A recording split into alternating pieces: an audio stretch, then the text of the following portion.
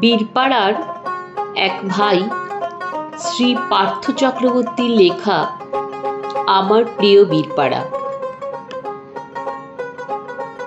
বীরপাড়া একটি গ্রাম হলেও দেখতে ভারী মিষ্টি, খুব সুন্দর সাজানো গোছানো।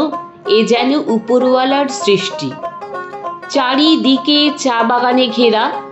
গ্রামটি নয় মন্দ, দামি গাড়ি, উঁচু বাড়ি, রাস্তাঘাট, জীবন জীবিকা উঁচু মানের, বেশ স্বাচ্ছন্দ্য। হেথায় মিষ্টি খেলে যেতে হবে নারায়ণ সাহার দোকান। সিঙ্গারার জন্য হাতছানি দেয় চৌপতির ওই দাদু ভাইয়ের দোকান। ধোসা খেলে চলে আসুন প্রিয় লাভলি সুইটস। ঘুরে আসুন কসমো বাজার, পকেট করে কুইটস। কসমো বাজারের পাশেই বসে ইন্দ্রবাবুর দোকান। মাটির ভাঁড়ে চা খেয়ে যে চনমনে হয়ে যান। চায়ের আসর সাজিয়ে বসেন ইন্দ্র ও সজল বাবু। তাদের চায়ের প্রেমে পড়ে বীরপাড়ার চা প্রেমীরা কাবু। হাট বসে যে রবিবারে, থরে থরে দোকান। গাড়ি চড়ে ট্রেনে চড়ে দূর দূরান্তর মানুষ নিতে আসে সামান।